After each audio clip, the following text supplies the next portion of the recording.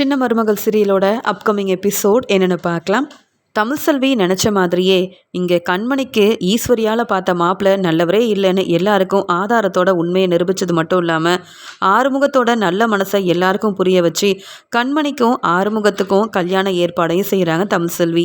இத்தனை நாள் தமிழ்செல்விக்கு சப்போர்ட் பண்ணாத செய்து இந்த கண்மணியோட கல்யாண விஷயத்தில் தமிழ்செல்வி பேச்சை கேட்காம நானும் பெரிய தப்பு பண்ணிட்டேன். தமிழ்செல்வி மட்டும் கருப்பு மாமா கிட்ட உண்மையை சொல்லி அந்த மாப்பிள்ளையை பற்றின உண்மையை கண்டுபிடிக்க சொல்லலைன்னா இந்த பார்த்த மாப்பிள்ளைக்கும் கண்மணிக்கும் கல்யாணம் நடந்திருக்கும். என் தங்கச்சிக்கு பிடிக்காத ஒரு வாழ்க்கையை நாங்கள் அமைச்சு கொடுத்துருப்போம் அப்படின்னு நினச்சி கண்கலங்கி நிற்கிறாரு சேது.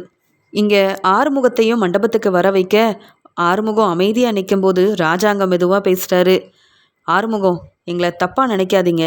அப்போ இருந்த பிரச்சனையில் நீங்கள் தான் தப்பு செஞ்சிட்டீங்கன்னு நினச்சி நாங்களும் தேவையில்லாமல் உங்களை வெளுத்து வாங்கி அனுப்பிட்டோம். ஆனால் இப்போ கண்மணி மனசில் நீங்கள் தான் இருக்கீங்கன்னு தெரிஞ்சுக்கிட்டு நாங்கள் செஞ்ச தப்பை புரிஞ்சுக்கிட்டோம். எங்களை மன்னிச்சிடுங்க அப்படின்னு சொல்ல உடனே ஆறுமுகமும், ஐயா என்னையா இப்படியெல்லாம் பேசுகிறீங்க? நானும் கண்மணியை விரும்புகிற விஷயத்த உங்ககிட்ட சொல்லாமல் மறைச்சது தப்பு தான். கண்மணியை யாருக்கும் தெரியாமல் கல்யாணம் பண்ணிக்கணும்னு கோயிலுக்கு கூட்டிகிட்டு போனது தப்பு தான். தமிழ்செல்வி மட்டும் எங்ககிட்ட சொல்லி புரிய வைக்கலனா நாங்கள் 2 பேரும் மண்டபத்துக்கு கூட வந்திருக்க மாட்டோம். நீங்கள் தான் இத்தனை பேர் முன்னாடி அவமானப்பட்டு நின்றுருப்பீங்க. தமிழ்செல்வியை உங்கள் மருமகளாக நீங்கள் ஏற்றுக்கிட்டீங்கன்னா எனக்கு ரொம்ப சந்தோஷமாக இருக்கும். தமிழ்செல்வி மட்டும் இல்லைன்னா கண்மணிக்கு பார்த்த மாப்பிள்ளை நல்லவரே இல்லைன்ற உண்மையை எப்படி இங்கே எல்லாருக்கும் தெரிஞ்சிருக்கும்? எப்படி கருப்பு அண்ணன் போய் கண்டுபிடிச்சிருப்பாரு? தமிழ்செல்வி செஞ்ச உதவியை நான் என்றைக்கும் மறக்கவும் மாட்டேன். அதே மாதிரி நான் தாயே அவங்கக்கிட்ட மன்னிப்பு கேட்கணும் அப்படின்னு சொல்லும்போது தமிழ்செல்வியோட நல்ல மனசை ராஜாங்கம் புரிஞ்சுக்கிறாரு. ஈஸ்வரியாக இருக்கட்டும், சாவித்ரின்னு 2 பேரும் தனக்கு நிறைய பணம் கிடைக்கும் அப்படின்னு திட்டம் போட்டு ராஜாங்கத்தை ஏமாற்ற நினச்சப்ப தமிழ்செல்வி தன்னுடைய புத்திசாலித்தனத்தால் எல்லாத்தையும் உண்மை என்னன்னு நிரூபித்ததுனால அப்பத்தான் சொல்கிறாங்க, பாத்தியாப்பா ராஜாங்கம், நீ என்னென்னவோ நினச்ச, ஆனால் ஓ மருமக தமிழ்செல்வி நம்ம குடும்பத்தில் நல்லது மட்டும்தான் செஞ்சுருக்கா. கண்மணிக்கு ஏற்ற மாப்பிள்ளனா அது ஆறுமுகம்தான். நீயே மனசு மாறி நீயே தாலியை எடுத்து ஆறுமுகத்துக்கிட்ட கொடு, இந்த கல்யாணத்தை முன்னாடி நின்று நடத்தி வை ராஜாங்கம் அப்படின்னு சொல்ல மண்டபத்துக்கு வந்த எல்லாருமே இப்படி ஆறுமுகத்துக்கு கண்மணியை கல்யாணம் பண்ணி வைக்க நம்ம தலைவர் ராஜாங்கம் ஒத்துக்கிட்டாரு அப்படின்னு சொல்லி ராஜாங்கத்தை பெருமையாக பேசுகிறாங்க, பாராட்டி பேசுகிறாங்க. பரவாயில்ல, தான் பொண்ணு வாழ்க்கைக்காக இப்படி ராஜாங்கம் மனசு மாறிட்டாரு. இனி யாரும் ஏமாத்தணும்னு சொல்லி வரமாட்டாங்க. அதே மாதிரி இங்கே கண்மணியோட கல்யாணமும் ரொம்ப நல்லா நடக்க போகுது அப்படின்னு சொல்லும்போது ஐயா சேது, நீ ஆறுமுகத்தை மணமேடையில் உட்கார வைப்பா அப்படின்னு சொல்லும்போது கண்மணி ஆறுமுகத்தை பார்த்து சிரிக்கிறாங்க. உடனே கண்மணிக்கிட்ட ஆறுமுகம் சொல்கிறாங்க, பாத்தியா நமக்கு உதவி செஞ்ச தமிழ்செல்விக்கு நாமளும் ஒரு பெரிய நல்லது செய்யணும். உங்கள் அண்ணன் சேதுவையும் தமிழ்செல்வியும் நம்ம சேர்த்து வைக்கணும் கண்மணின்னு சொல்லும்போது, ஆமாங்க, அது மட்டும் இல்லை, எனக்கு உங்கள் கூட கல்யாணம் நடக்குமா நடக்காதான்னு பயந்துக்கிட்டே இருந்தேன். அப்போ கூட தமிழ்செல்வி அண்ணியும் சேதனனும் தான் ஒன்று சேர்ந்து பேசி இந்த கல்யாண ஏற்பாடையே செஞ்சாங்க. நீங்கள் மறுபடியும் திரும்பி வந்தது எனக்கு எவ்வளோ சந்தோஷமாக இருக்குது தெரியுமா அப்படின்னு 2 பேரும் பேசிக்கும்போது சேது ஆறுமுகத்தை மணமேடைக்கு கூப்பிட்டு போக இங்கே கண்மணியை தமிழ்செல்வி மணமேடைக்கு கூப்பிட்டு வராங்க. மோகனா சொல்கிறாங்க, அத்தை எப்படியோ நின்று போன கல்யாணத்தால் நம்ம குடும்பம் அவமானப்பட்டு நிற்க போகிறோம்னு நினச்சோம். சரியான நேரத்தில் கண்மணி மனசில் என்ன இருக்குது அப்படின்னு புரிஞ்சுக்கிட்டு ஆறுமுகத்தையே கல்யாணம் பண்ணி வைக்க சேதுவும் தமிழ்செல்வியும் பேசினதால தான் என் வீட்டுக்காரர் ராஜாங்கத்தோட மனசு மாறி இந்த கல்யாணமே நடக்குது. கண்மணியோட வாழ்க்கை என்னாக போதோன்னு நினச்சி ரொம்பவே பதட்டமாக இருந்தது. இப்போ தான் சந்தோஷமாகவும் நிம்மதியாகவும் இருக்குது அப்படின்னு மோகனா சொல்லிட்டு இருக்காங்க அப்பத்தா கிட்ட. அதுக்குடனே அப்பத்தாவும், அது எப்படி நம்ம குடும்பம் அவமானப்பட்டு நிற்க தமிழ்செல்வி விட்டுருவாளா என்ன? அதனால தான் மண்டபத்துக்கு தமிழ்செல்வி உண்மையை நிரூபித்து கண்மணி மனசில் என்ன இருக்குன்னு எல்லாருக்கும் புரிய வச்சுட்டா. அதான் கண்மணி விருப்பப்பட்ட வாழ்க்கையவும் தமிழ்செல்வி அமைச்சு கொடுத்துட்டா. இது எல்லாத்துக்கும் காரணம் என் பேத்தி தமிழ்செல்வி தான். நீங்கள் கூப்பிடாத கல்யாணத்துக்கு நான் வரவே மாட்டேன்னு அந்த பேச்சு பேசினாலே தமிழ்செல்வி, இன்றைக்கி நம்ம குடும்பத்துக்கு ஒரு பிரச்சனை, நம்ம குடும்பத்தையே ஒருத்தவங்க ஏமாத்துறாங்கன்னு தெரிஞ்சுக்கிட்டு எப்படி சரியான நேரத்தில் நின்று நம்ம குடும்பத்தை காப்பாற்றி நம்ம குடும்பத்துக்கு நல்லது செஞ்சுருக்கான்னு பார்த்தியா? இப்படிப்பட்ட தமிழ்செல்வியை இந்த சேதுவும் ராஜாங்கமும் புரிஞ்சிக்காமல் இருந்தால் இனியும் நான் பார்த்துட்டு சும்மா இருக்க மாட்டேன். கண்மணி ஆறுமுகத்தோட கல்யாணம் நடக்கட்டும். நான் என் பையன் ராஜாங்கத்துக்கிட்ட பேசி இங்கே சேதுவையும் தமிழ்செல்வியவும் கண்டிப்பாக ஒன்று சேர்த்து வைக்க தான் போகிறேன். இனி நம்ம குடும்பத்தில் எல்லாமே நல்லதாக தான் நடக்க போகுது. ஆனால் தப்புக்கு மேலே தப்பு செஞ்ச இந்த ஈஸ்வரி சாவித்ரின்னு இவங்க யாரையும் நான் சும்மா விட போகிறதில்ல. கல்யாணம் முதல்ல நல்லபடியாக நடக்கட்டும், அப்புறம் நான் பேசிக்கிறேன் இவங்ககிட்ட அப்படின்னு அப்போதான் சொல்கிறாங்க. வந்த சொந்தக்காரங்க முன்னாடி ரொம்ப சந்தோஷமாக இங்கே முன்னாடி நிற்கிற தமிழ்செல்வி, சேது எல்லாரும் சந்தோஷமா இருக்கும்போது ராஜாங்கம் தாலி எடுத்து கொடுக்க ஆறுமுகமும் ரொம்பவே சந்தோஷமா இங்கே கண்மணி கழுத்துல தாலி கட்டுறாரு. 2 பேத்துக்கும் ரொம்ப அவங்க நினைச்ச மாதிரி சந்தோஷமா கல்யாணமும் நடக்குது. கலங்கி நிக்கிற ராஜாங்கத்துக்கிட்ட ஆசீர்வாதம் வாங்குறாங்க இங்க ஆறுமுகமும் கண்மணியும். அந்த சமயம் கண்மணி சொல்றாங்க, அப்பா ரொம்ப நன்றிப்பா, நீங்க மட்டும் இப்படி ஒரு நல்ல முடிவு எடுக்கலனா நான் ஆறுமுகத்தை பிரிஞ்சு என்ன செஞ்சிருப்பேனே தெரிஞ்சிருக்காது. எனக்கு ஈஸ்வரி சித்தியா இருக்கட்டும், இங்க சாவித்திரி எத்தன்னு எனக்குன்னு பார்த்த மாப்பிள்ள, நான் நல்லா சந்தோஷமா வாழணுன்றதுக்காக பார்த்த மாப்பிள்ள இல்லப்பா. அவங்களுக்கு பணம் கிடைக்கணும், சொத்து வரணுன்றதுக்காக தான் என்ன பத்தியும் என் வாழ்க்கையை பத்தியும் யோசிக்காம இப்படி ஒரு மாப்பிள்ளைங்களெல்லாம் பார்த்துட்டு வந்திருந்தாங்க. ஆனால் அவங்கள பற்றி சரியாக புரிஞ்சுக்கிட்டு என் விருப்பத்துக்கு நீங்கள் இப்படி ஒரு முடிவு எடுத்திருக்கீங்கப்பா. அதே மாதிரி நான் இன்னொரு விஷயத்தையும் உங்ககிட்ட பேசணும் அப்படின்னு சொல்லும்போது, என்னம்மா அப்படின்னு கேட்க, தமிழ்செல்வி அண்ணி மட்டும் உண்மையை கண்டுபிடிக்கலனா ஈஸ்வரி சித்தி பார்த்த மாப்பிள்ள என் கழுத்தில் தாலி கட்டியிருப்பாரு. அப்புறம் என் நிலைமை என்ன இருக்குன்னு கொஞ்சம் யோசிச்சு பாருங்க. எல்லாரும் அவமானப்பட்டு தான் நின்றுப்போம். நானும் வாழ்க்கையே இல்லாமல் நம்ம வீட்டுக்கு திரும்பி வந்திருப்பேன். அப்படிலாம் நடக்காமல் என் வாழ்க்கையை காப்பாற்றினது தமிழ்செல்வி அண்ணி தான். நான் இப்போ தமிழ்செல்வி அண்ணியை பற்றி நல்லா புரிஞ்சுக்கிட்டேன். அவங்க நல்ல மனசு யாருக்குமே வராதுப்பா. சேதனங்கிட்ட பேசி தமிழ்செல்வி அண்ணியை ஏற்றுக்க சொல்லுங்களேன். அவங்க 2 பேரும் ஒன்று சேர்ந்து வாழ்ந்தா நல்லா இருக்கும்ல. நாங்கள் விரும்பணும்னு தெரிஞ்சுக்கிட்டு அண்ணன் எனக்காக பேசினாங்கல்ல, அதே மாதிரி சேத அண்ணனோட வாழ்க்கையில் தமிழ்செல்வி அண்ணி இருந்தால் 2 பேரும் சந்தோஷமாக இருப்பாங்கன்னு நான் நினைக்கிறேன் அப்படின்னு கண் கலங்கிக்கிட்டே பேச, அப்போ தான் இங்கே வந்து ஆறுமுகம் சொல்கிறாங்க, ஆமாங்கய்யா, நாங்கள் இப்போ ஒன்று சேர்ந்துருக்கோம். எங்களுக்கு நீங்களே முன்னாடி நின்று கல்யாணத்தை செஞ்சு வச்சுருக்கீங்கன்னா அதுக்கு காரணம் தமிழ்செல்வி தான். தமிழ்செல்வி உண்மையை கண்டுபிடிக்கலனா கண்டிப்பாக ஈஸ்வரி சொன்னது எல்லாமே உண்மைன்னு நம்பி அந்த மாப்பிள்ளைக்கு கண்மணியை கல்யாணம் பண்ணி வச்சுருப்பீங்க. ஆனால் அதுக்கப்புறம் மாப்பிள்ளையை பற்றின உண்மை தெரிஞ்சு போலீஸ் வந்து மாப்பிள்ளையை கூட்டிகிட்டு போயிருந்தாலும் கண்மணி என்ன செஞ்சுருப்பாங்க சொல்லுங்கள்? கண்மணியோட வாழ்க்கையை நினச்சி நீங்கள் எல்லாரும் எவ்வளோ அழுதுருப்பீங்க. அப்படி நடக்காமல் காப்பாற்றினது பார்த்துக்கிட்டது தமிழ்செல்வி தானே அப்படின்னு தமிழ்செல்விக்கு கண்மணியும் ஆறுமுகமும் ராஜாங்கத்துக்கிட்ட சப்போர்ட் பண்ணி பேச தலை குனிஞ்சு நிற்கிறாரு சேது. உடனே ராஜாங்கம் சேதுவை பார்க்கும்போது சேது கண்கலங்கி நிற்கிறத கவனிக்கிறாரு.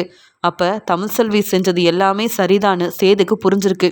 வீட்டுக்கு போய் எல்லாத்தையும் பேசிக்கலாம் அப்படின்னு சொல்லிட்டு, சரிம்மா கண்மணி, நீ நினச்ச மாதிரியே இனி எல்லாம் நல்லதாகவே நடக்கும் அப்படின்னு எல்லார்கிட்டையும் இங்கே கண்மணி ஆசீர்வாதம் வாங்குறாங்க. நல்லபடியாக வீட்டுக்கும் கூட்டிகிட்டு போகிறாங்க. அங்கே வந்த எல்லாருமே ராஜாங்கத்தை பாராட்டி பேசுகிறாங்க. ஆறுமுகம் உங்கள் குடும்பத்துக்கு ஏற்ற மாப்பிள்ளையா இல்லைனாலும் உங்கள் பொண்ணு கண்மணிக்காக நீங்கள் மனசு மாதிரி ஒரு நல்ல அப்பான்றதை நிரூபிச்சிட்டீங்க அப்படின்னு எல்லாருமே அங்கே வந்த எல்லாரும் ராஜாங்கத்தை பாராட்டி பேச, அதுக்கு ராஜாங்கம் சொல்கிறாரு, இதுக்கெல்லாம் நான் காரணம் இல்லை. கண்மணிக்கு இங்கே ஈஸ்வரி பார்த்த மாப்பிள்ளைய கல்யாணம் பண்ணி வைக்கணும்னு நான் நினச்சது பெரிய தப்புன்னு தமிழ்செல்வி உண்மை என்னன்னு நிரூபித்து எனக்கு புரிய வச்சிட்டா. அவங்க எல்லாரும் பணம் தான் முக்கியம்னு வந்தாங்களே தவிர்த்து யாரும் என் பொண்ணை புரிஞ்சுக்கிட்டு இப்படி ஒரு வாழ்க்கையை அமைச்சு கொடுக்கணும்னு நினைக்கவே இல்லை. ஆனால் என் மருமக தமிழ்செல்வி எனக்கு ஒரு பிரச்சனைன்னு உடனே நாங்கள் யார் முன்னாடியும் தலை குனிஞ்சு அவமானப்பட்டு ஏமாந்து நிற்கக்கூடாதுன்னு சொல்லி உண்மையை நிரூபிக்கிறதுக்காக எவ்வளோ கஷ்டப்பட்டிருக்கான்னு நான் புரிஞ்சுக்கிட்டேன். சொல்லப்போனால் என் பொண்ணு கண்மணிக்கு கல்யாணம் நடந்ததுக்கு காரணமே இங்கே தமிழ்செல்வி தான். நீங்கள் பாராட்டணுன்னா என் மருமக தமிழ்செல்வியை தான் பாராட்டணுமே தவிர்த்து இதில் நான் எந்த பெரிய நல்ல விஷயத்தையும் செய்யவே இல்லை அப்படின்னு சொல்லி பேசிகிட்டு இருக்கிறத தமிழ்செல்வி கவனிக்கிறாங்க. அப்பத்தாவும் கவனிக்கிறாங்க. பாத்தியா மோகனா, இப்போ கண்மணி கல்யாணம் நடந்த உடனே ராஜாங்கம் மனசு எம்புட்டு மாறி இருக்குன்னு தமிழ்செல்வி செஞ்ச உதவியை பெருசாக எல்லார்கிட்டையும் பாராட்டில பேசிகிட்டு இருக்கான். அது மட்டும் இல்லை, வீட்டுக்கு வரட்டும், இன்னைக்கு என் பேத்தி தமிழ்செல்வி சேது கூட இந்த வீட்டில் தான் ஒன்று சேர்ந்து வாழணும்னு எல்லாரும் முன்னாடி நான் சொல்ல தான் போகிறேன் அப்படின்ற சந்தோஷத்தில் இருக்காங்க. ஆனால் ஈஸ்வரி செஞ்ச இந்த வேலையால் இங்கே வந்து ராஜாங்கத்துக்கிட்ட சன்னாசி சொல்கிறாரு, அண்ணே நான் சொல்கிறேனேன்னு தப்பாக நினைக்காதீங்க. இவ்வளோ பெரிய பிரச்சனைக்கு அப்புறமா நம்ம கண்மணிக்கும் ஆறுமுகத்துக்கும் கல்யாணம் நடந்திருக்கு. ஆனால் ஈஸ்வரியால் நானும் அவமானப்பட்டு நிற்கிறேன்னு ஈஸ்வரி செஞ்ச தப்புக்கு போஸ் மாதிரியே இனி ஈஸ்வரி இந்த வீட்டில் இருக்கவே கூடாதுன்னு நான் முடிவெடுத்துட்டேன். அண்ணன் நீங்கள் என்ன சொல்கிறீங்கன்னு கேட்க, சன்னாசி எதுவாக இருந்தாலும் வீட்டில் போய் பேசிக்கலாம். இப்போ தான் கண்மணியோட கல்யாணம் நல்லபடியாக நடந்து முடிஞ்சிருக்கு. அது மட்டும் இல்லை, ஈஸ்வரி பார்த்த மாப்பிள்ளையாக இருக்கட்டும், சாவித்திரி பார்த்த மாப்பிள்ளைன்னு எல்லாருமே நம்ம பணத்துக்காக வந்தவங்க. அதெல்லாம் நான் யோசிக்க கூட விரும்பலை. தப்பு செஞ்சவங்களுக்கு சரியான பதில் எப்போ கொடுக்கணும்னு எனக்கு தெரியும். நான் உன்னை தப்பாக நினைக்கவே இல்லை. நீ என் தம்பி. அதனால் நீ எதுக்காகவும் தலை குனிஞ்சு நிற்கக்கூடாது அப்படின்னு சொல்லி சன்னாசிக்கிட்ட ஆறுதலாக பேசி ரொம்பவே சந்தோஷமாக எல்லாரும் வீட்டுக்கு கிளம்பி போகிறாங்க. உடனே தமிழ்செல்வி சொல்கிறாங்க, கருப்பண்ண நான் கிளம்புறேன்னே, எனக்கு காலேஜுக்கு போகணும், ரொம்ப நேரம் ஆகுதுன்னு சொல்ல, என்னம்மா தமிழ்செல்வி, இம்புட்டு தூரம் வந்து உண்மையை நிரூபித்து நீ உன்னால தாம்மா இங்கே வந்து ஆறுமுகத்துக்கும் கண்மணிக்கும் நல்லபடியாக கல்யாணம் நடந்திருக்கு, நீ வீட்டுக்கு வராமல் இப்படியே கிளம்புறேன்னு சொல்கிறியேன்னு சொல்லும்போது அங்கே உடனே அப்பத்தா சொல்கிறாங்க, என்ன தமிழ்செல்வி எங்கே கிளம்பிட்ட, உன் வேலை முடிஞ்சோடனே கிளம்புறியான்னு சொல்லும்போது, ஆமாம் அப்பத்தா, இனி இங்கேருந்து நான் என்ன செய்கிறது, கண்மணியோட வாழ்க்கை நல்லபடியாக அமையணும்னு நினச்சேன். அது மட்டும் இல்லை, ஈஸ்வரி செஞ்ச பிரச்சனை என்னன்னு உங்கள் எல்லாருக்கும் புரிய வைக்கணும்னு நினச்சி மாப்பிள்ளையவும் அங்கே போலீஸ் வெளுத்து வாங்கி கூட்டிகிட்டு போயிட்டாங்க. இதுக்கு மேலே நான் எதுக்கு இங்கே இருக்கணும், இந்த கல்யாணத்துக்கு வரணும்னு சொல்லி நான் வரணும்னு யாரும் விரும்பவும் இல்லை, என்னை கூப்பிடவும் இல்லை. இருந்தாலும் கண்மணிக்காக தான் வந்தேன். கண்மணிக்கும் ஆறுமுகத்துக்கும் கல்யாணம் நடந்ததை பார்த்து எனக்கு ரொம்ப சந்தோஷம். இப்போ இந்த கல்யாணமும் ஈஸ்வரி நினச்ச மாதிரி நடக்கலை. அந்த சந்தோஷத்துலேயே நான் கிளம்புறேன் அப்படின்னு சொல்கிறாங்க. மோகனாவும், தமிழ்செல்வி நீ எங்கள் வீட்டு மருமக, உனக்கு எல்லா உரிமையும் இருக்குது எங்கள் வீட்டுக்கு வரதுக்கு.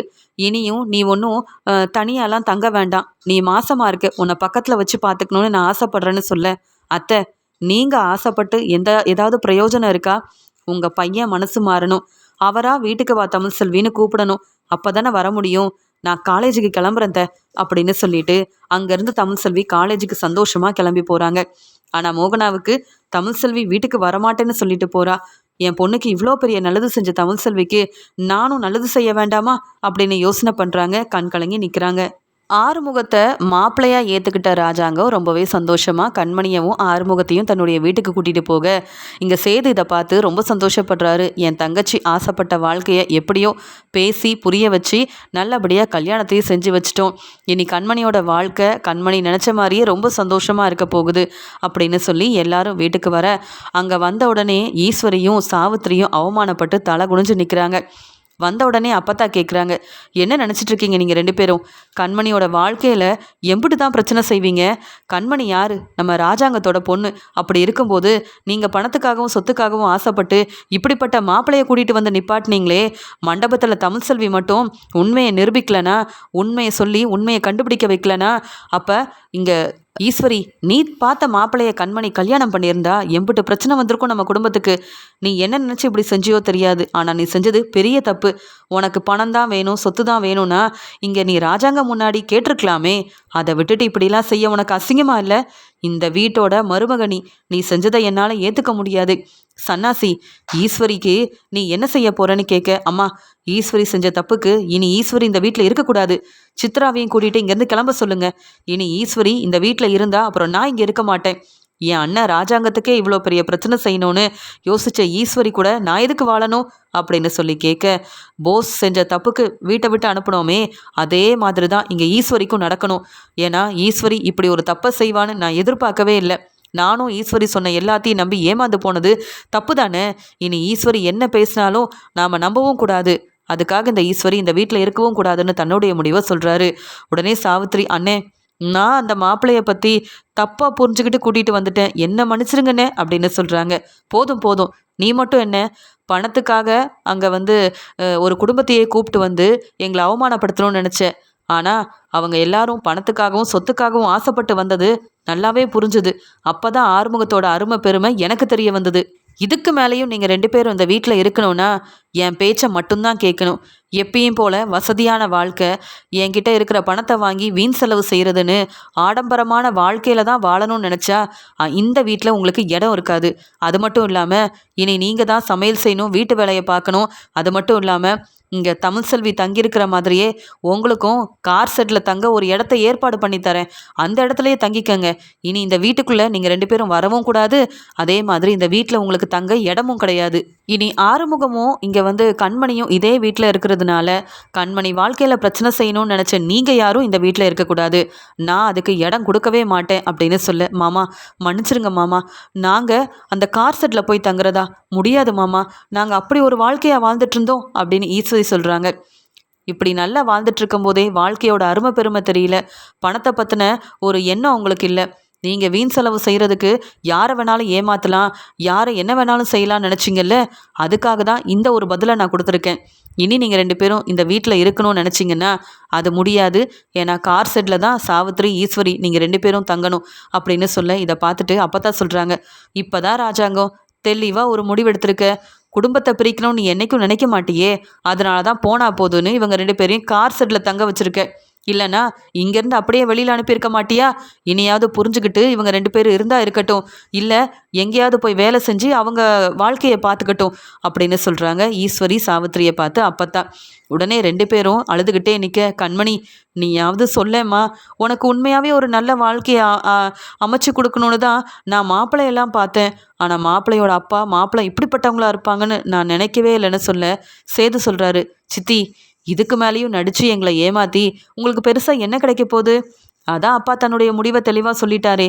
இனி நீங்கள் இருக்க வேண்டிய இடம் இங்கே கிடையாது. இந்த வீட்டில் உங்களுக்கு எந்த உரிமையும் இல்லை. இங்கே தங்க உங்களுக்கு இடமும் கிடையாது. கார் செட்டுக்கு போகிறீங்களா அப்படின்னு சேது சொல்லும்போது, இந்த ஆறுமுகம் சாதாரண கார் டிரைவராக இருந்தால் அவன் இந்த வீட்டு மாப்பிள்ளையானதுக்கப்புறம் ஆறுமுகத்துக்கு தனி மதிப்பு மரியாதை கிடைக்குது. நான் இதே வீட்டில் இத்தனை வருஷமாக மருமகளாக வாழ்ந்துட்டுருக்கேன். என்ன போய் கார் செட்டில் தங்க சொல்கிறாங்க அப்படின்னு சாவித்திரியை பார்க்க, சாவித்திரி சொல்கிறாங்க, என்ன மாதிரி என்ன பார்க்குறீங்க? நீங்கள் செஞ்சது தான் பெரிய தப்பு. நான் என் அண்ணங்கிட்ட பேசி என் அண்ணன் மனசை மாற்றி இதே வீட்டில் இருந்துருவேன். ஆனால் நீங்கள் எப்படிப்பட்ட மாப்பிள்ளையை கண்மணிக்கு கல்யாணம் பண்ணி கொடுக்கணும்னு திட்டம் போட்டீங்க? உங்களால் இப்போ நானும் அவமானப்பட்டு நிற்கிறேன். எனக்கு இதெல்லாம் தேவையா அப்படின்னு சொல்கிறாங்க. போதும் அத்தாச்சி, நீங்களும் என்ன மாதிரி தான் பணத்துக்கும் சொத்துக்கும் ஆசைப்பட்டு ஒரு குடும்பத்தை கூப்பிட்டு வந்து அங்கே நிப்பாட்டினீங்கல்ல, அவங்க லட்சணம் என்னன்னு எனக்கும் தெரிஞ்சுது அப்படின்னு ஒவ்வொருத்தரும் இங்கே வந்து ராஜாங்க எடுத்த முடிவால் அவமானப்பட்டு தலை குனிஞ்சு நிற்கிறாங்க. ஆனால் கண்மணியவும் ஆறுமுகத்தையும் கூப்பிட்டு இங்கே ராஜாங்க பேசுகிறாங்க. ஆறுமுகம், இனி நீ வந்து சாதாரண கார் டிரைவர் இல்லை, என் வீட்டு மருமக. உனக்கு என்ன வேணும்னாலும் கேளு அப்படின்னு சொல்ல, ஐயா எனக்குன்னு ஒன்றுமே வேண்டாம். நீங்கள் என் அக்காவுக்கு எவ்வளோ பெரிய உதவி செஞ்சு கொடுத்தீங்க, அதையே நான் என்றைக்கும் மறக்க மாட்டேன். நான் எப்பயும் போல் கார் டிரைவராகவே இருக்கேன். கண்மணியை நல்லா பார்த்துக்கணும், அது மட்டும்தான் எனக்கு. மற்றபடி எனக்கு பெருசாக பணம் வேணும், சொத்து வேணும்னு நான் எதையுமே விரும்பலை. கண்மணி என் கூட இருந்தால் அதுவே போதும். நான் செஞ்ச தப்பை மன்னிச்சு எனக்கு இப்படி ஒரு வாழ்க்கையை நீங்கள் கொடுப்பீங்கன்னு நான் எதிர்பார்க்கவே இல்லையா. சொல்லப்போனால் நான் செஞ்ச தப்புக்கெல்லாம் என்னை மன்னிச்சிருங்க. என்னால் அங்கே மண்டபத்தில் எவ்வளவோ பிரச்சனை, எல்லாரும் முன்னாடி நீங்கள் தலை குனிஞ்சு நின்னீங்க அப்படின்னு சொல்லிட்டு இருக்கும்போதே இங்கே ராஜாங்கம் சேதுவை பார்த்து சொல்கிறாரு, எப்பா சேது, தமிழ்செல்வியோட நல்ல மனசை இப்பயாவது நீ புரிஞ்சுக்கிட்டியான்னு சொல்லும்போது, அப்பா என்னப்பா சொல்ல வரீங்கன்னு கேட்க, தப்பு செஞ்சவங்களையே நம்ம வெளியில் அனுப்ப முடியாமல் அவங்கள மன்னிக்கணும்னு நினைக்கிறோம். அப்படி இருக்கும்போது நம்ம குடும்பம் அவமானப்பட்டு நிற்கக்கூடாதுன்னு கண்மணியோட வாழ்க்கையில் வந்த பிரச்சனைக்கு ஒரு முற்றுப்புள்ளி வச்சு ஆறுமுகத்தோட நல்ல மனசை நமக்கு புரிய வச்சதே தமிழ்செல்வி தான். நீ ஏன் தமிழ்செல்வி கூட ஒன்று சேர்ந்து வாழக்கூடாது? என்னதான் இருந்தாலும் நாம் தமிழ்செல்வி இந்த வீட்டு மருமகளாக பார்க்காம கண்டுக்காமல் இருந்தாலும் நம்ம குடும்பத்துக்கு ஒரு பிரச்சனை, கண்மணிக்கு ஒரு பிரச்சனைன்னு உடனே முன்னாடி வந்து நின்னது தமிழ்செல்வி தான். இந்த கல்யாணத்தை நிப்பாட்டி உண்மையை நிரூபிக்கணும்னு நினச்சது தமிழ்செல்வி தானே. இவ்வளோ பெரிய நல்ல விஷயத்த செஞ்சுட்டு தமிழ்செல்வி இந்த வீட்டுக்கு கூட வராமல் அவள் பாட்டுக்கு காலேஜுக்கு கிளம்பி போயிட்டா. ஏன்னா தமிழ்செல்விக்கு நல்லது செய்யணும்னு மட்டும்தான் தெரியுது. அதுக்காக நம்மக்கிட்ட எதையும் எதிர்பார்க்கணுன்ற ஆசை தமிழ்செல்விக்கு இல்லை. தமிழ்செல்வியோட நல்ல மனசை நான் புரிஞ்சுக்கிட்டேன் செய்து, நீயும் புரிஞ்சுக்கிட்டு தமிழ்செல்வி செஞ்ச தப்பெல்லாம் மன்னிச்சு ஏற்றுக்கணும்னு நான் நினைக்கிறேன். நீ தமிழ்செல்வி கூட இருந்தாதான் உனக்கு மதிப்பு. வந்த எல்லாரும் உன்னை பற்றியும் தமிழ்செல்வியவும் பாராட்டி பேசினாங்க. 2 பேரும் ஒன்று சேர்ந்து இந்த கல்யாணத்தை நடத்தி வச்சுருக்காங்கன்னு சொன்னதை கேட்க அம்புட்டு சந்தோஷமாக இருந்தது. உண்மையாகவே நீங்கள் சேர்ந்து வாழ்ந்தா அதை விட சந்தோஷம் எனக்கு வேறு ஒன்றுமே இல்லை. நீங்கள் 2 பேரும் செஞ்ச உதவியால் இந்த கல்யாணம் நடந்திருக்குன்னா இந்த கல்யாணத்தை செஞ்சு வச்ச நீங்களும் ஒன்று சேரணும்னு நான் ஆசைப்பட்றேன். நீ என்ன சொல்கிற சேது, யோசிச்சு ஒரு நல்ல முடிவாக எடு அப்படின்னு சொல்லும்போது உடனே தாமரை சொல்கிறாங்க, மாமா தமிழ்செல்வி ஒன்றும் அவ்வளோ பெரிய நல்லது செய்யலை. நான் தான் கஷ்டப்பட்டு அந்த மாப்பிள்ளையோட ஹோட்டலுக்கு போய் உண்மை என்னன்னு கண்டுபிடிச்சி மண்டபத்தில் ஆதாரத்தோடு வந்து நின்னேன். போலீஸையும் கூப்பிட்டு வந்தேன். நீங்கள் என்னை பற்றி பாராட்டவும் இல்லை, புகழ்ந்து பேசவும் இல்லை. எனக்கு நல்ல பேர் கிடைக்கணும்னு நான் எவ்வளோ கஷ்டப்பட்டேன். தமிழ்செல்வி இங்கேயே இருந்துக்கிட்டு அதை செய்யுங்க இதை செய்யுங்கன்னு சொல்லிட்டு இருந்தா. ஆனால் அவளை பாராட்டி பேசுகிறீங்க, என்ன எதுவுமே சொல்ல மாட்டேங்கிறீங்களே. இப்போ சேது மாமா மனசில் தமிழ்செல்வி இல்லை. அது மட்டும் இல்லாமல் தமிழ்செல்வியும் தமிழ்செல்வியோட அப்பா செல்லப்பாண்டியும் செஞ்ச எல்லாத்தையும் மறந்துட்டீங்களா? என்னதான் தமிழ்செல்வி இந்த கல்யாணம் நல்லபடியாக நடக்கணும்னு கண்மணிக்கு உதவி செஞ்சுருந்தாலும் உண்மையை நிரூபிச்சிருந்தாலும் தான் மாசமாக இருக்கிறதா பொய் சொல்லி ஏமாத்துறது தமிழ்செல்வியோட தப்பு தானே. அது மட்டுமா இந்த செல்லப்பாண்டி உங்கள் பேரை சொல்லி எல்லார்கிட்டேயும் பணம் வாங்கி ஏமாத்துனது மட்டும் இல்லாமல் உங்களை அவமானப்படுத்தி தலகுனிய வச்சாரே. இதெல்லாம் நீங்கள் மறந்துடுவீங்களா என்ன? அதனால் தமிழ்செல்வி எங்கே இருக்காலும் அங்கேயே இருக்கட்டும். சேது மாமாவும் தமிழ்செல்வியும் எதுக்கு ஒன்று சேரணும்னு நீங்கள் ஆசைப்படுறீங்க? அப்படி நடந்தால் மறுபடியும் தமிழ்செல்வி நம்ம குடும்பத்தை கண்டிப்பாக அவமானப்படுத்துவா. இப்போ நல்ல பேர் வாங்குறதுக்காக தான் உண்மையை கண்டுபிடிக்கிற மாதிரி நடித்து தமிழ்செல்வி ஏமாத்திட்டு இருக்கா. தமிழ்செல்வியை நம்பவே நம்பாதீங்க. நான் நம்ம குடும்பத்துக்கு எவ்வளோ பெரிய உதவி செஞ்சுருக்கேன். அதை பற்றி எதுவுமே பேசாமல் கண்டுக்காம அந்த தமிழ் செல்வியை போய் பாராட்டுறீங்களே மாமா, இதை என்னால் ஏற்றுக்கவே முடியல அப்படின்னு சொல்கிறாங்க தாமரை. உடனே கருப்பு, தாமரை, நம்ம 2 பேருக்கும் மாப்பிள்ளைய பற்றின உண்மை தெரிஞ்சதுக்கு காரணம் தமிழ் செல்வி. ஆனால் தமிழ் செல்விக்கு உண்மை தெரிஞ்சதுக்கு காரணம் அங்கே உள்ளே இருக்க செல்லப்பாண்டி. என்னதான் செல்லப்பாண்டி தப்பு செஞ்சுருந்தாலும், இங்கே அவமானப்படுத்தியிருந்தாலும், சரியான நேரத்தில் இந்த மாப்பிள்ளை நல்லவரே இல்லைன்னு தமிழ் செல்வி கிட்ட சொல்லி இந்த உண்மையை கண்டுபிடிச்சி இந்த கல்யாணத்தை நிப்பாட்டணும். சம்மந்தி வீட்டில் உள்ள யாரும் அவமானப்பட்டு நின்றக்கூடாது.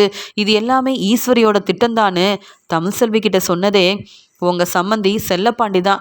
சொல்லப்போனால் எல்லாரும் நன்றி சொல்லணும்னா தமிழ் செல்விக்கும் தமிழ் செல்வியோட அப்பா செல்லப்பாண்டிக்கும் தான் நன்றி சொல்லணும்.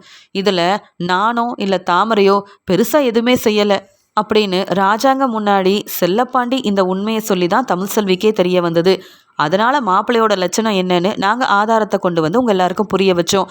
இங்கே செல்லப்பாண்டி அங்கே உள்ள கஷ்டப்பட்டுட்ருக்காரு, வெளியில் கூட எடுக்க ஆள் இல்லாமல் இருக்கிறதுனால இங்கே தமிழ் செல்வி குடும்பத்தை பற்றி நல்ல விதமாக பேசி தமிழ் செல்வி குடும்பத்துக்கு உதவி செய்யணும் அப்படின்னு கருப்பு ஆசைப்பட்டு இப்படி பேச அப்போ தான் ராஜாங்கத்துக்கும் அப்பத்தா சேதுன்னு எல்லாருக்கும் புரிய வருது. அப்போ தமிழ் செல்விக்கு உண்மை தெரிஞ்சிருக்குன்னா அதுக்கு காரணமே செல்லப்பாண்டி தான். இப்படிப்பட்ட செல்லப்பாண்டியோட நல்ல மனசை புரிஞ்சிக்காம நாம் எந்த உதவியும் செய்யாமல் இருக்கோமே. என்னதான் தமிழ் செல்வி குடும்பத்து மேலே கோவம் இருந்தாலும், அவங்களும் நம்மக்கிட்ட பேசாமல் இருந்தாலும், நமக்கு ஒரு பிரச்சனைனா தமிழ் செல்வி குடும்பம் நம்மளை இந்த பிரச்சனையிலேருந்தே காப்பாற்றி நம்மளை தலை நிமிர வச்சுருக்காங்க அப்படின்னு அங்கே ராஜாங்க வீட்டில் உள்ள எல்லாருமே புரிஞ்சுக்கிறாங்க. ரொம்ப சந்தோஷமாக இருக்கிறாங்க மோகனா. அந்த சமயம் சொல்கிறாங்க, ஏங்க நாம் தமிழ் செல்வி செஞ்ச உதவிக்கு கண்டிப்பாக ஏதாவது செய்யணும். சேதுவையும் தமிழ் செல்வியும் ஒன்று சேர்த்து வச்சு நம்ம மருமகளை நாமளே இந்த வீட்டுக்கு கூட்டிகிட்டு வரணுங்க. அது மட்டும் இல்லை சேது, என்னதான் உன் மாமனார் செல்லப்பாண்டி மேலே கோவமாக இருந்தாலும் இங்கே செல்லப்பாண்டி இப்போ உள்ளே இருக்கிறதுனால நாம் செல்லப்பாண்டியை வெளியில் கொண்டு வரணும். அவர் செஞ்ச தப்புக்காக யார்கிட்ட செல்லப்பாண்டி பணம் வாங்கியிருந்தாரோ எல்லா பணத்தையும் நாமளே திருப்பி தருவோம். தமிழ் செல்வி குடும்பத்துக்கு நாம் நல்லது செஞ்சால் தமிழ் செல்வி சந்தோஷமாக இருப்பா. நம்ம வீட்டு வாரிசை தமிழ் செல்வி சுமந்துட்டுருக்கா. நாம் கண்டிப்பாக தமிழ் செல்விக்கு உதவி செய்யணும். ஏங்க கண்மணி, நீ ஏன் உங்கள் அப்பா கிட்ட சொல்லு அப்படின்னு சொல்லும்போது, ஆமாப்பா, தமிழ் செல்வி அண்ணி ரொம்ப நல்லவங்க. நம்ம குடும்பத்துக்காக எவ்வளோ உதவியெல்லாம் செஞ்சுருக்காங்க. அவங்க நல்ல மனசு வேறு யாருக்கும் வராது. நம்ம கூடவே இந்த வீட்லேயே இருக்கிறவங்க கூட நம்மளை பற்றி அக்கறையே இல்லாமல் பணம் தான் முக்கியம்னு இருக்காங்கப்பா. ஆனால் தமிழ் செல்வி அண்ணி பணத்துக்காகவோ நம்ம சொத்துக்காகவோ ஆசைப்படுறவங்களே இல்லைன்றத இப்போ நிரூபிச்சிட்டாங்க பார்த்தீங்களா. தமிழ் செல்வி அண்ணி என் வாழ்க்கையை காப்பாற்றி எனக்கு செஞ்ச உதவிக்கும் எனக்கு ஒரு நல்ல வாழ்க்கையை அமைச்சு கொடுத்ததுக்கும் தமிழ் செல்வி அண்ணி சந்தோஷப்படுற மாதிரி ஏதாவது ஒரு விஷயத்த நம்ம செய்யணும். அம்மா சொன்ன மாதிரியே தமிழ் செல்வி அண்ணியோட அப்பாவை நீங்கள் தான்ப்பா வெளியில் கொண்டு வரணும். செல்லப்பாண்டி வெளியில் வந்தால் தமிழ் செல்வியும் அவங்க குடும்பமும் ரொம்ப சந்தோஷப்படுவாங்கல்லப்பா. இந்த உதவியை நீங்கள் எனக்காக செய்யுங்கப்பா அப்படின்னு சொல்லி கண்மணி கேட்க, உடனே ராஜாங்கம் சந்தோஷமாக, கண்மணி நீ என்ன சொன்னாலும் நான் கேட்பேன்னு உனக்கு தெரியும்ல. என்னதான் இருந்தாலும் நான் கூட சரியாக மாப்பிள்ளையை பற்றி விசாரிக்காமல் மாப்பிள்ளை குடும்பத்தை பற்றி விசாரிக்காமல் நானே ஒரு தப்பு செய்கிறதா இருந்தேன். ஆனால் தமிழ் செல்வியால் எந்த பிரச்சனையும் நடக்காமல் இப்போ நான் சந்தோஷமாக இருக்கேன். நீ சொன்ன மாதிரியே இப்போவே சன்னாசி அங்கே செல்லப்பாண்டி வெளியில் வர எல்லா ஏற்பாடையும் செய்யணும். இது முதல்ல தமிழ் செல்விக்கு தெரியணும். காலேஜிலேருந்து தமிழ் செல்வி வந்த உடனே இங்கே கூப்பிடுங்க, நான் தமிழ் செல்விக்கிட்ட பேசணும் அப்படின்னு சொல்ல, இங்கே இதெல்லாம் கேட்டுட்ருக்க சேது ரொம்ப சந்தோஷப்படுறாரு. என் அப்பாவே மனசு மாறிட்டாரு. இன்னும் எத்தனை நாள் தான் தமிழ் செல்வி பொய் சொல்லிட்டான்னு நானும் கோபமாகவே இருக்கிறது. தமிழ் செல்வியை புரிஞ்சுக்காமல் இத்தனை நாள் நான் பெரிய தப்பு பண்ணிட்டேன். தமிழ் செல்வியோட நல்ல மனசை நான் நல்லா புரிஞ்சுக்கிட்டேன். கண்மணிக்கு ஏற்ற மாதிரி கண்மணியோட மனசில் என்ன இருக்குன்னு புரிஞ்சுக்கிட்ட தமிழ் செல்வியால் தான் என் குடும்பத்தில் உள்ள என் அப்பா அம்மா அப்பத்தான் எல்லாரும் எம்பிட்டு சந்தோஷமாகவும் இருக்காங்க. தப்பு செஞ்சவங்க அவமானப்பட்டும் நிற்கிறாங்க அப்படின்னு தமிழ் செல்வியை நினச்சி பார்த்துட்ருக்காரு சேது. ராஜாங்கத்தால் இங்கே தப்பு செஞ்ச ஈஸ்வரியும் சாவித்திரியும் கார் செட்டில் போய் உட்காந்துட்ருக்காங்க. இதை பார்த்து அப்பத்தா சொல்கிறாங்க, இதெல்லாம் உங்களுக்கு தேவையா? கார் செட்டில் இருக்கிறீங்களே, அசிங்கமாக இல்லை? செய்கிற எதையும் சரியாக செய்யவே மாட்டீங்க போல். தப்புக்கு மேலே தப்பு செஞ்சால் உங்களுக்கு இப்போ இந்த நிலமை தான். நீங்களே தான் சமைச்சு சாப்பிடணும். வீட்டில் நிறைய வேலை இருக்குது. ஒவ்வொரு வேலையவும் நீங்கள் பார்த்து செய்யணும். இனி மோகனா மலர் யாரும் கிச்சன் பக்கம் வரமாட்டாங்க. வீட்டில் இருக்க எல்லாருக்கும் நீங்கள் தான் சமைச்சு கொடுக்கணும். புரியுதில்ல அப்படின்னு சொல்லி கேட்க, அம்மா என்ன சமைக்க சொல்கிறீங்க? நான் ராஜாங்க அண்ணனோட தங்கச்சி அப்படின்னு சொல்கிறாங்க சாவித்ரி. அப்படி சொல்ல உனக்கு தகுதியே இல்லடி.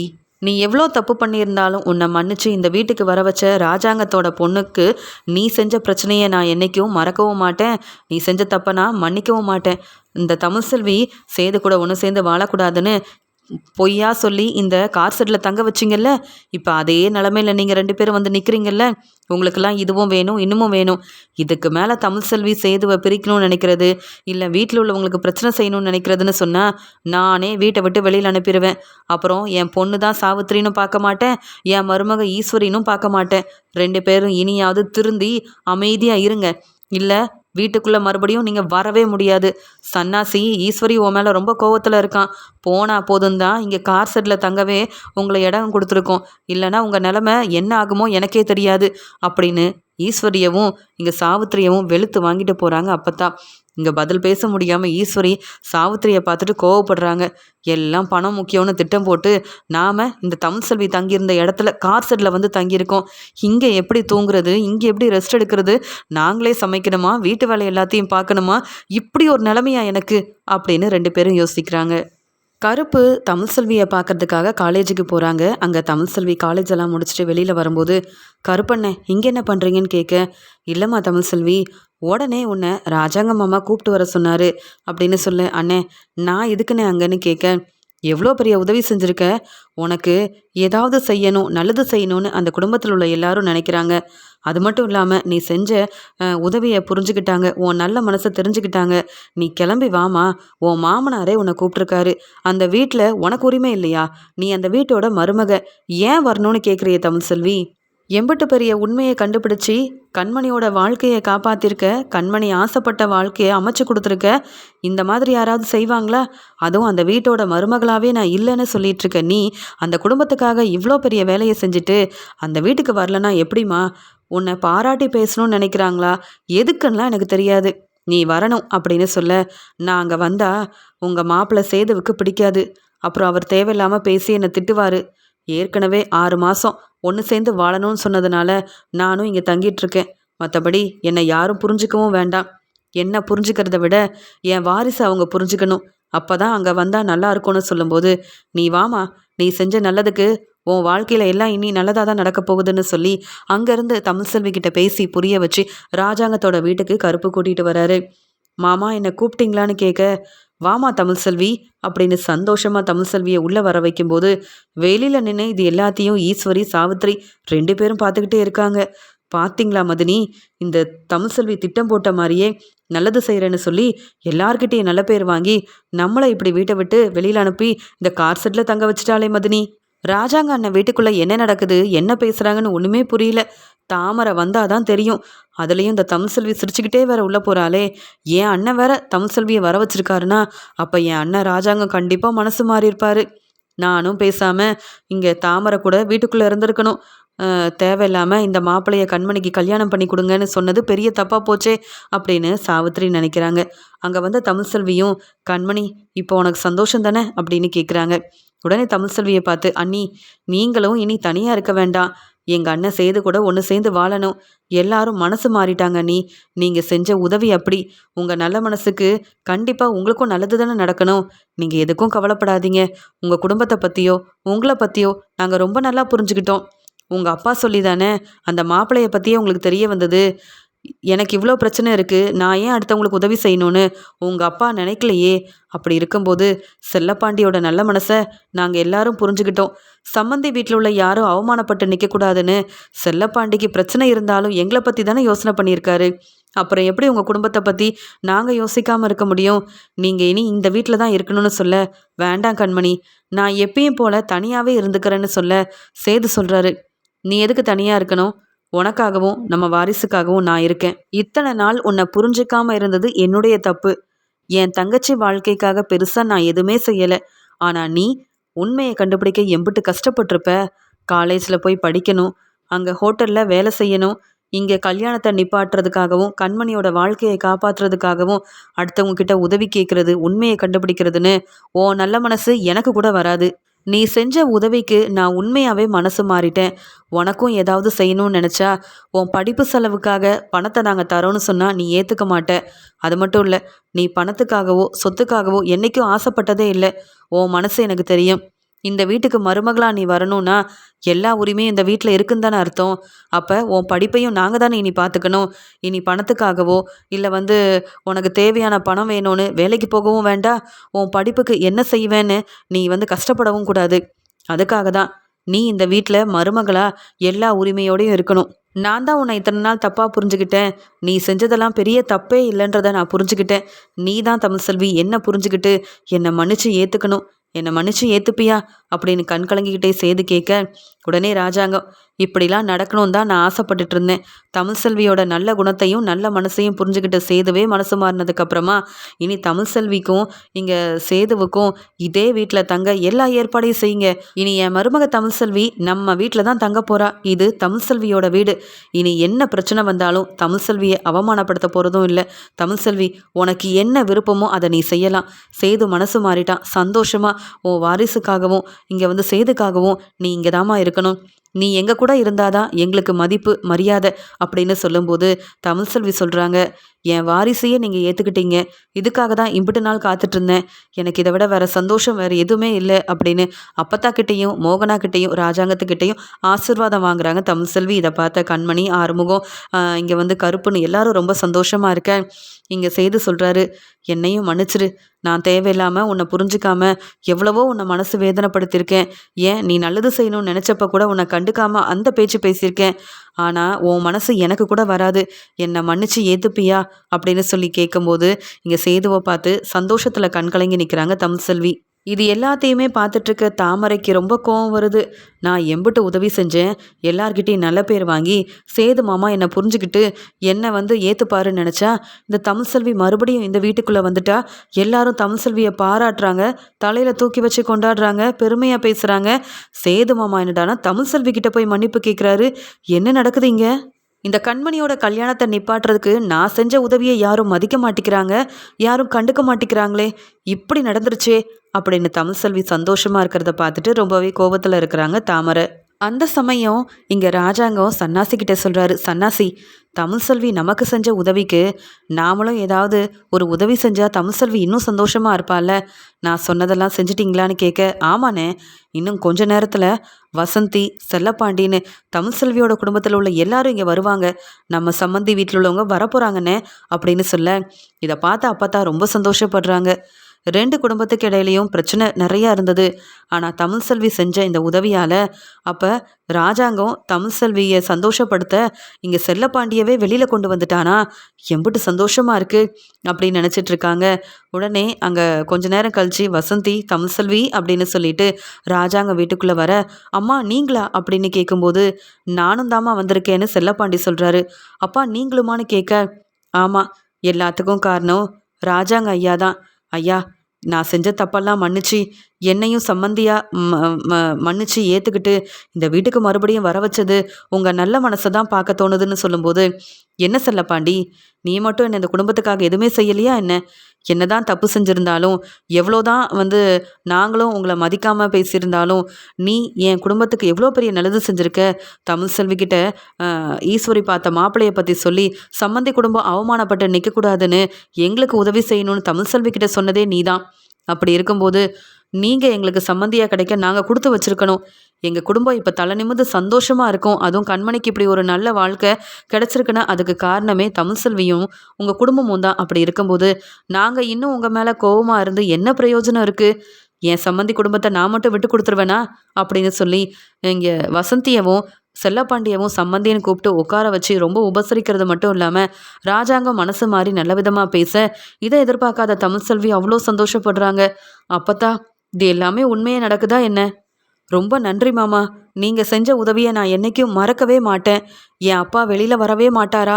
என் குடும்பத்தை நல்லபடியாக பார்த்துக்க மாட்டாரா? என் அப்பா செல்லப்பாண்டி செஞ்ச தப்பு அப்படின்னு எனக்கு ஆறுதல் சொல்லிக்கிட்டேன்.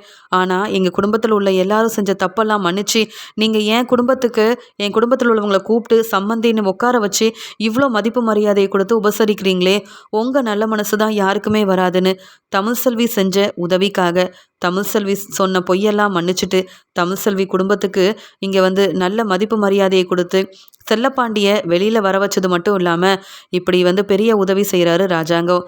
தமிழ்செல்வி செஞ்ச உதவிக்காக தான் இது எல்லாத்தையுமே நான் செஞ்சேன் அப்படின்னு சந்தோஷமாக ராஜாங்கம் சொல்ல, இங்கே வந்து வசந்தியும் ராஜாங்கமும் ரொம்ப சந்தோஷப்படுறாங்க. எப்படியோ ராஜாங்கம் வீட்டில் உள்ள சேது மனசு மாதிரி தமிழ்செல்வியை ஏற்றுக்கிட்டாரு. இனி என் பொண்ணோட வாழ்க்கையில் எந்த பிரச்சனையும் வராமல் அவள் ரொம்ப சந்தோஷமாக இருக்க போகிறா. தமிழ்செல்வி ரொம்ப பாவம், ரொம்ப கஷ்டப்பட்டுட்டா. அவள் படிப்புக்காகவும் அவள் வாழ்க்கைக்காகவும் அவள் நினச்சது எதுவுமே நடக்கலன்னு நினச்சிட்டு இருந்தா. ஆனால் இப்போ தமிழ்செல்வி நினச்ச மாதிரியே நல்லா படிக்கிறா. அதே மாதிரி சேது தம்பியும் மனசு மாறிட்டாரு.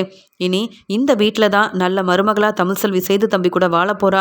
இதை பார்க்க தான் நாங்கள் ஆசைப்பட்டோம் அப்படின்னு வசந்தியும் செல்லப்பாண்டியும் நினச்சி ரொம்ப சந்தோஷப்படுறாங்க. இது எல்லாத்தையும் பார்த்துட்டு இருக்க ஈஸ்வரி நினைக்கிறாங்க, நாம் இந்த வீட்டுக்குள்ளே வரக்கூடாதுன்னு கார் செட்டில் தங்க வச்சுட்டு இப்படி தமிழ்செல்வி குடும்பத்தில் உள்ள எல்லாரையும் கூப்பிட்டு உட்கார வச்சு உபசரித்து இப்படி 2 குடும்பமும் ஒன்று சேர்ந்துட்டாங்க. ரொம்ப சந்தோஷமாக இருக்கிறாங்க. எல்லாத்துக்கும் காரணம் இந்த தமிழ்செல்வி தான். தமிழ்செல்வி செஞ்ச உதவிக்கு ராஜாங்க மாமா மனசு மாறி தமிழ்செல்வி குடும்பத்துக்கும் தமிழ்செல்விக்கும் இப்படி ஒரு நல்ல விஷயத்த செய்வாருன்னு நான் எதிர்பார்க்கவே இல்லை. தமிழ்செல்வி எம்பிட்டு சந்தோஷமா இருக்கா அப்படின்னு பார்த்து பொறாமப்படுறாங்க ஈஸ்வரி. மறுபடியும் சேதுவும் தமிழ்செல்வியும் ஒன்று சேர்ந்ததாலையும் ராஜாங்கம் மனசு மாறினதாலையும் வீட்டில் எல்லாரும் சந்தோஷமா இருக்கிறத பார்த்துட்டு இங்கே ஆறுமுகமும் கண்மணியும் ரொம்ப சந்தோஷத்தில் இருக்காங்க. எப்படியோ நாம் நினச்ச மாதிரியே நமக்கு ஒரு நல்ல வாழ்க்கை கிடைச்சிருச்சு. இதுக்கெல்லாம் காரணமாக இருந்த தமிழ்செல்வியும் என் சேதனனும் எப்பயும் சந்தோஷமா இருக்கணும் அப்படின்னு நினைக்கிறாங்க கண்மணி.